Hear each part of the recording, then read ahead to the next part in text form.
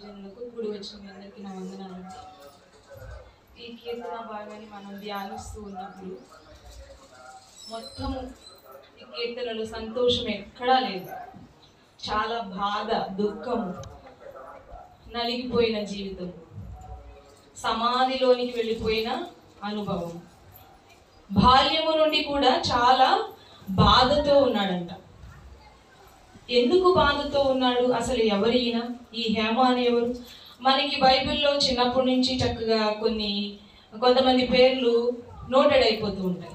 దావీదు గారు, అబ్రహాము, ఇస్సాకు, యాకోబు, ఇట్లా. కానీ ఈ హేమాను ఎవరు అసలు? ఇంత బాధ కలిగినటువంటి ఈ కీర్తన ఈ గ్రంథములో పరిశుద్ధాత్ముడు లిఖించడానికి దేవుడు కృప చూపించాడు.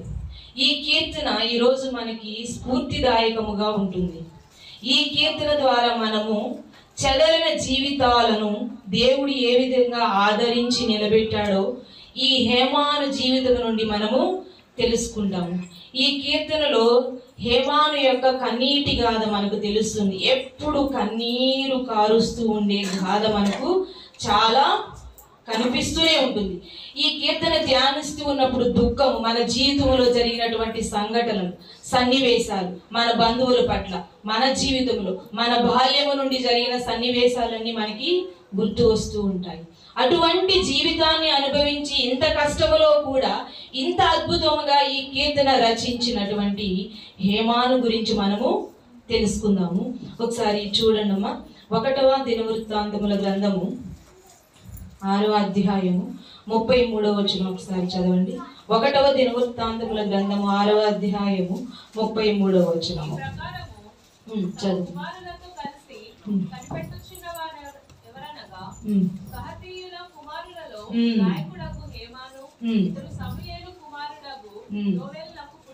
చాలు.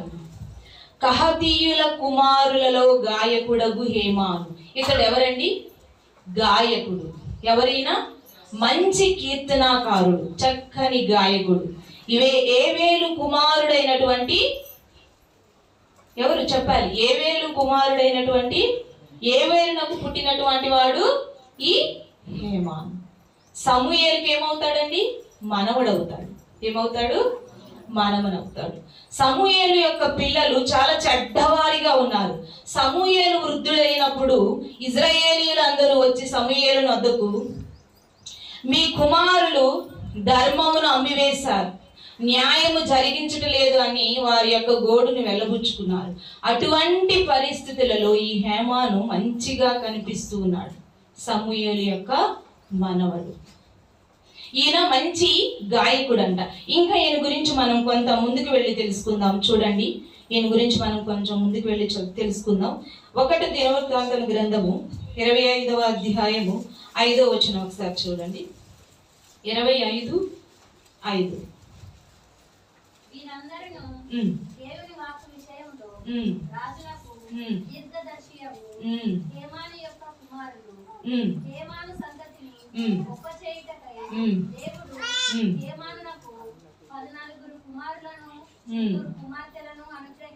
ఒక్క నిమిషం చూడండి. ఈ హేమాను మొదటిగా గాయకుడు, రెండవదిగా దీర్ఘదర్శి, ప్రవక్త వంటి వాడు. రాజు యొక్క సన్నిధిలో ఉండి రాజుకి సలహాలు, సూచనలు ఇచ్చేటటువంటి వాడుగా ఉన్నాడు. ఈయనకి ఎంతమంది కుమారులు ఉన్నారండి? 14 మంది కుమారులు, 3 కుమార్తెలు. మొత్తం ఎంతమంది? 17 మంది. ఆమేన్. చదవమ్మా ఒకసారి మళ్ళీ. దేవుని వాక్కు విషయంలో రాజునకు దీర్ఘదర్శియగు హేమాను యొక్క కుమారులు హేమాను సంతతిని గొప్ప చేయుటకై దేవుడు హేమానునకు 14 కుమారులను 3 కుమార్తెలను అనుగ్రహించి ఉండెను.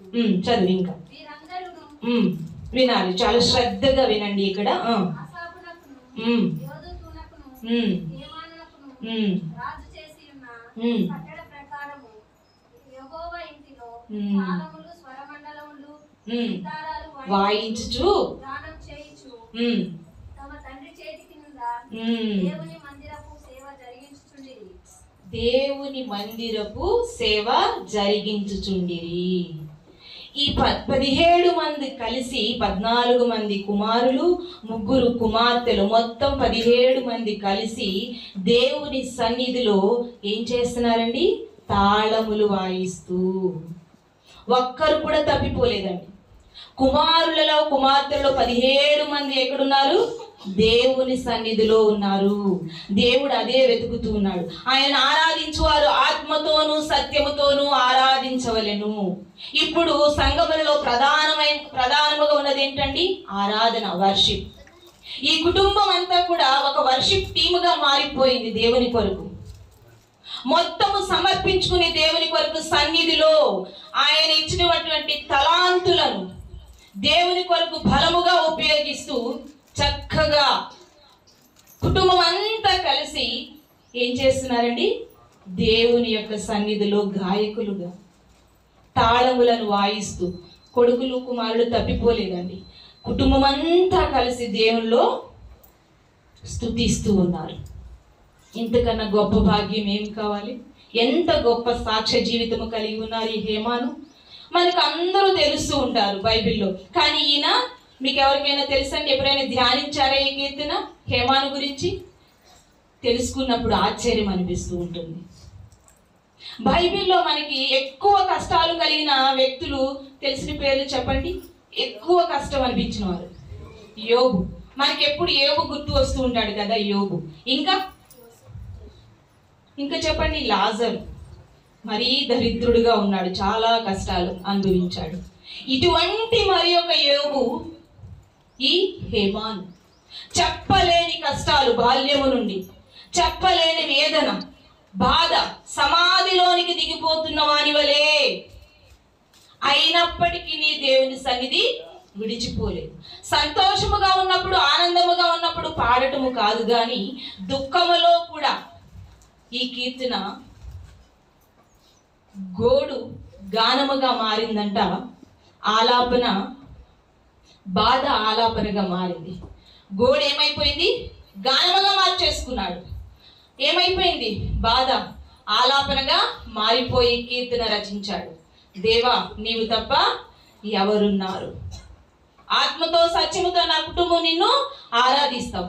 యెహోషువ మాట్లాడుతూ ఉన్నాడు కదా, మీరేమైనా చేసుకోండి, నేను నా కుటుంబం మాత్రం దేవుడైన యెహోవానే సేవించదము. అటువంటి మనసు కలిగి మనం ఉన్నామా ఈరోజు? ఈ హేమాను వలె. ఈ హేమాను నుంచి మనం ఏం నేర్చుకుంటున్నాం ఈరోజు? ఎన్ని కష్టాలు ఉన్నప్పటికీ దేవా నిన్ను విడిచిపెట్టు. ఎందుకు అంత మర్మము తెలుసుకుని ఉన్నాడు ఈయన హేమాను దేవుని పట్ల? ఎందుకంటే ఎన్ని వచ్చినా ఆయన మనం విడిచిపెట్టకపోతే ఆయన మనల్ని విడిచిపెడతాడా అండి?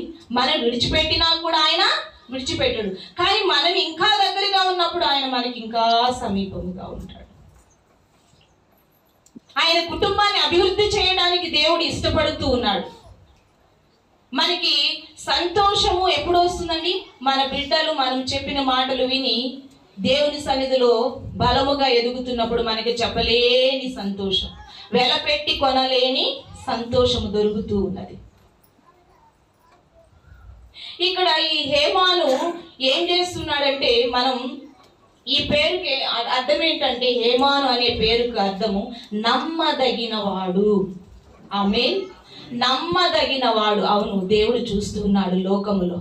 నా యొద్ద నివసించినట్లు నమ్మకమైన వారు ఎవరైనా ఉన్నారా అని చెప్పి దేవుడు ఏం చేస్తున్నాడండి?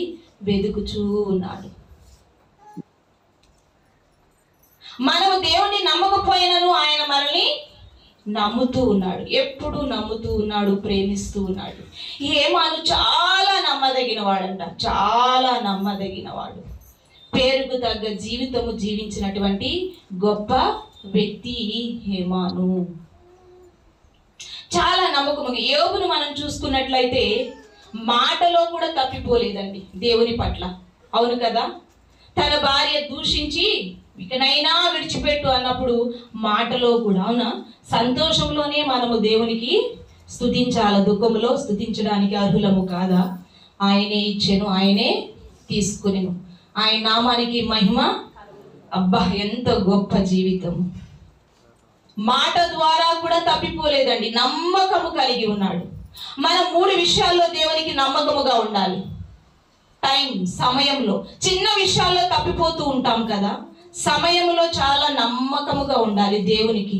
మనకి ఇచ్చినటువంటి రోజుకి 24 గంటల్లో 10వ భాగము వంతు అంటే ఇంత సమయం అండి. రోజుకి 24 గంటల్లో 10వ వంతు అంటే 2.5 గంటలు. 2.5 గంటలు దేవునివే. 2.5 గంటలు దేవునికి ఇచ్చేస్తే దేవుడు మనకి అత్యధికమైన మేలు దాచి ఉంచాడు. ఆమేన్. సమయము దేవునికి ఇవ్వాలి. 3వదిగా మనం చూసుకుంటే, 3వ టీని చూసుకుంటే టాలెంట్. మనకున్న తలాంతులను దేవునిలో మంచిగా ఉపయోగించాలి. నీకు ఏది ఉన్నప్పటికీ పాడగలవా, మాట్లాడగలవా, దేవుని కొరకు వాక్యం ధ్యానించగలవా, నలుగురుకు దేవుని మాటలు చెప్పగలవా, ఏమి చేయగలవో దేవుని కొరకు అది నువ్వు ఇచ్చేయాలి. తలాంతులను ఉపయోగించాలి. 3వదిగా ట్రెజర్. ఆస్తి పాస్తులను నువ్వు కలిగి ఉన్నావా, దేవుని సేవ కొరకు ఉపయోగించు. దేవుడు నీకు దాన్ని 100 అభివృద్ధి చేస్తాడు.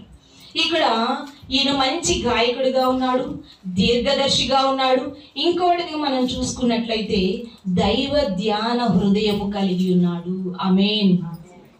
ప్రార్థనను తన జీవితంలో భాషగా మార్చుకున్నాడంట. మనం భాష మాట్లాడుతూ ఉంటాం కదా, మంచి మాటలు, అట్లా ఇట్లా, ఓదార్పు, ప్రేమ, దుఃఖం, ఇవన్నీ మాట్లాడుతూ ఉంటాం. ఆయనంట తన జీవితంలో బాల్యము నుండి శ్రమలు అనుభవిస్తూ ఉండగా తన భాషను ఏ విధంగా మార్చుకున్నాడంటే ప్రార్థనగా మార్చుకున్నాడు. ఎప్పుడు దేవునితోనే మాట్లాడే ప్రార్థనగా మారిపోయింది భాష. దేవుని బిడ్డలు మనం మాట్లాడుతున్నప్పుడు గమనిస్తే వాళ్ళ నోటి వెంట వచ్చే మాటలు ఎప్పుడు కూడా ఆదరణనిస్తాయి. హృదయాన్ని ఎప్పుడు ధ్యానించే విధముగా, వాక్యాన్ని ధ్యానించే విధముగా. అవును కదా, కీర్తన గ్రంథంలో ఉన్నది కదా, దివారాత్రము నీ వాక్యము ధ్యానించువాడు ధన్యుడు. అవును, దివారాత్రము మనం ధ్యానించాలి వాక్యాన్ని. ఈ హేమాను అనుదినము వాక్యాన్ని హృదయములో భద్రపరుచుకుని దేవుని గుండెల నిండా నింపుకుని ధ్యానిస్తూ ఉన్నాడండి. ఇంకా మనకి ఒక గొప్ప వ్యక్తి కనిపిస్తాడు. విశ్వాసులకు తండ్రి అయినటువంటి అబ్రహాము ఏకైక కుమారుడు ఇస్సాకు. ఆయనకు ఒక సమయము, ఒక స్థలము కూడా ఉందంట దేవుని ధ్యానించడానికి. సాయంకాల సమయంలో ఎక్కడికి వెళ్ళను? పొలమునకు వెళ్ళను. పొలమునకు వెళ్ళి ఏం చేస్తూ ఉన్నాడు? ధ్యానిస్తూ ఉన్నాడు వాక్యాన్ని. ఒక సమయం ఉంది, ఒక స్థలము ఉంది దేవుని ధ్యానించడానికి. తన తండ్రి అయినటువంటి అబ్రహాము, మనం ఆదికాండంలో చూసుకున్నట్లయితే, ఇంటి దగ్గరికి వెళ్ళిన తర్వాత చదవండిమా, ఇంటి దగ్గరికి వెళ్ళిన తర్వాత చదివితే మనకి తెలుస్తుంది.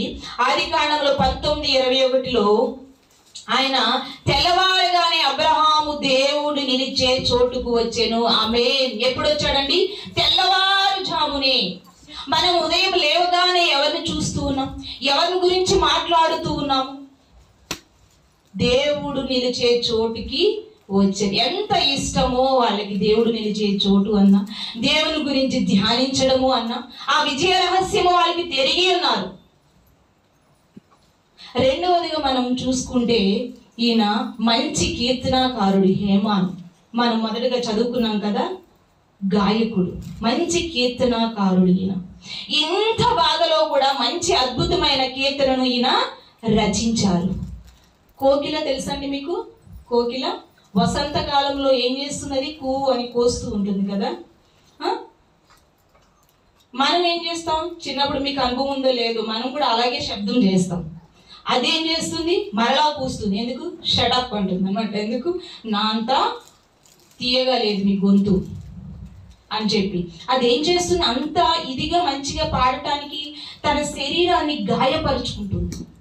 గాయపరుచుకున్నప్పుడు తన స్వరం చాలా తీయగా మారిపోతూ ఉంటుంది.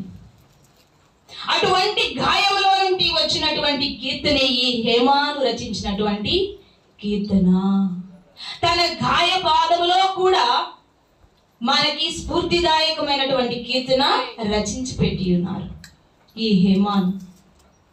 కుమారులు కుమార్తెలు తప్పిపోలేదండి. ఆయన తండ్రి చేతి కిందనే ఉండి సేవ పరిచర్యలో వాడబడుతూ ఉన్నారు. తర్వాత మనం చూద్దాం. చూడండి, హేమాను మంచి ప్రార్థనాపరుడు. దానియేలు మనం చూసుకున్నట్లయితే 3 మారు ప్రార్థించేవాడు, రోజుకి 3 మారులు. ఈయన కూడా ఏ విధంగా ప్రార్థించాడు అనేది మనం ఈ కీర్తనలో ఒక్కసారి చూద్దామండి. మంచి ప్రార్థనా పరుడుగా మనకు కనిపిస్తూ ఉన్నాడు. 81:1 13 చదవడమా? 81:13.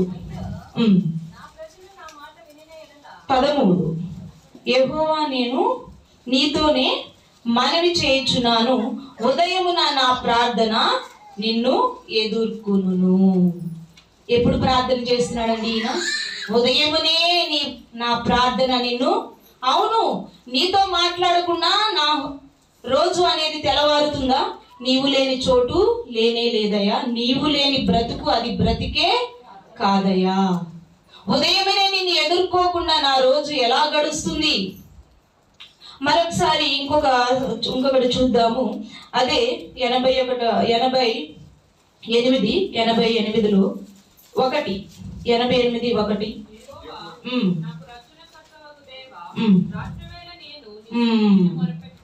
ఉదయమున ప్రార్థన చేస్తున్నాడు. మరలా ఎప్పుడు చేస్తున్నాడండి? రాత్రి వేళ కూడా ప్రార్థన చేస్తూ ఉన్నాడు. 9వ వచనం కూడా చదువుమా.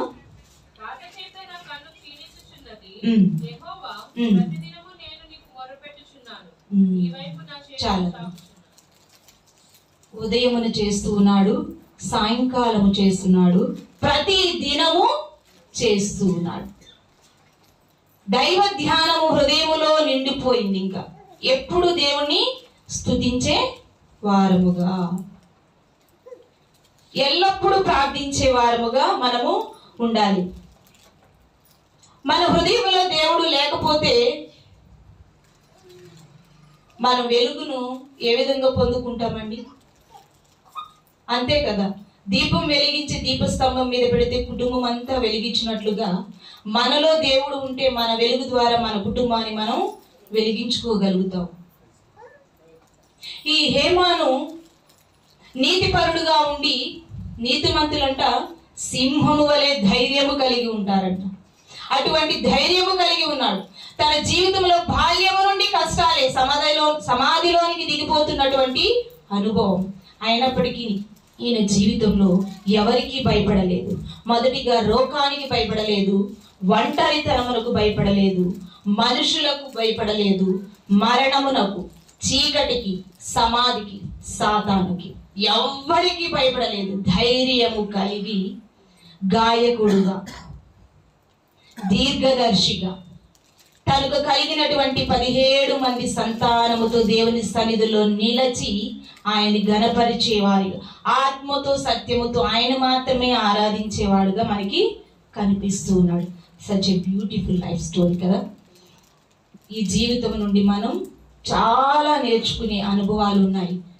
ఇంటికి వెళ్ళిన తర్వాత ఈ కీర్తన ధ్యానించాలని నేను కోరుచున్నాను.